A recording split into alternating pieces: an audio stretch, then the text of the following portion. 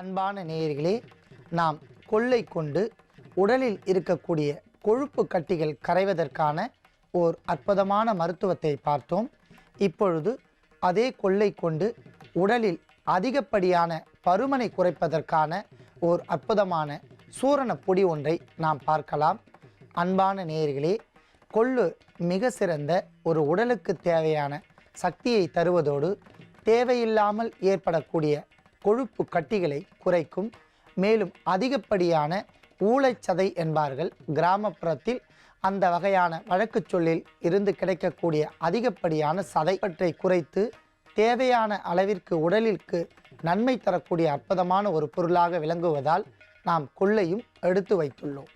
அடுத்ததாக பூண்டு சாறு, ஓவர் லிப்பிட்ஸ் என்று சொல்லக்கூடிய அளவிற்கு அதிகமான கொழுப்புகளை கரைப்பதற்கு கொள்ளுச்சாறும் பூண்டுச்சாறும் மிக சிறந்த ஒரு அற்புதமான துணை பெறுகின்றன.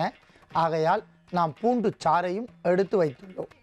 அடுத்ததாக மிளகு, உடலில் தேவையில்லாமல் தங்குகின்ற நச்சு பொருட்கள், கொழுப்பு கட்டிகள், இரத்தத்தை சுத்தப்படுத்தக்கூடிய அற்புதமான செய்கை மிளகு செய்யும் என்பதால் மிளகையும் எடுத்து வைத்துள்ளோம். அடுத்ததாக கறிவேப்பிலை. கறிவேப்பிலை மிக சிறந்த ஒரு கிருமி நாசினி. வளர்ச்சிதை மாற்றங்களுக்கு ஏற்ப உடலில் இருக்கக்கூடிய கொழுப்புகள், கட்டிகள், அளவிற்கு அதிகமாக உடல் பருமன் இவையெல்லாம் தணிக்கக்கூடிய ஆற்றல் கறிவேப்பிலைக்கு இருப்பதால் கறிவேப்பிலையும் எடுத்து வைத்துள்ளோம். அடுத்ததாக காய்ந்த மிளகாய் வற்றல். அளவிற்கு அதிகமாக பயன்படுத்தாமல் அளவோடு பயன்படுத்தினால் மிகுந்த நன்மை தரும் என்பதால் மிளகாய் வற்றலையும் எடுத்து வைத்துள்ளோம். அடுத்ததாக உப்பு.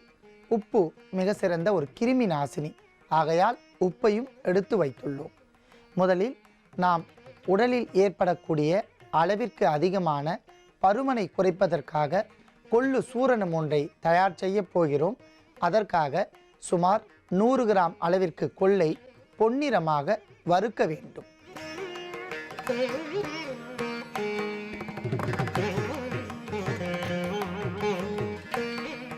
அந்த கொள்ளின் மீது பூண்டு சாறு ஒரு தேக்கரண்டி விடவும்.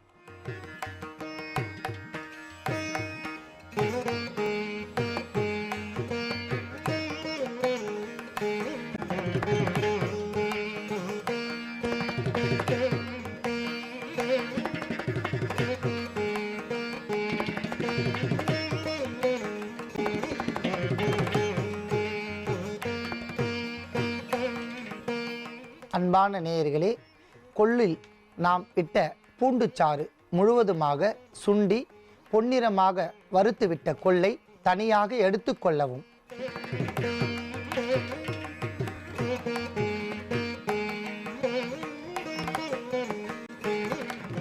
அடுத்ததாக காய்ந்த மிளகாய் வற்றல் எண்ணிக்கையில் 5.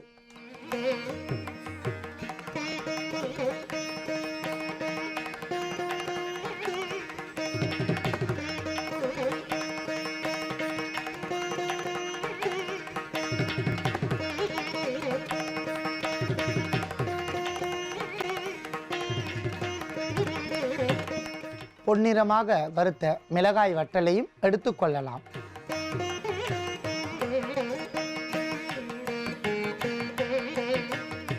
அடுத்ததாக ஒரு தேக்கரண்டி மிளகு,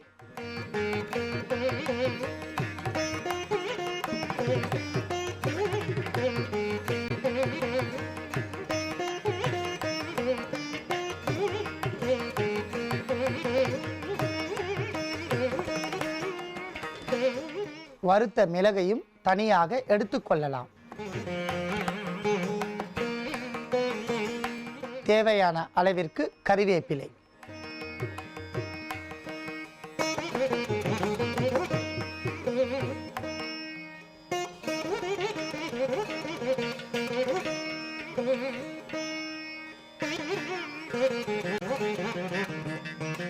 அன்பான நேயர்களே, கறிவேப்பிலையும் தனியாக எடுத்துக்கொள்ளலாம்.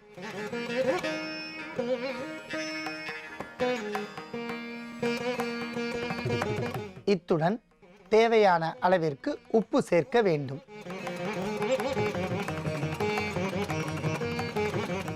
அத்தனை பொருட்களையும் நாம் தூள் செய்து எடுத்துக்கொள்ளலாம்.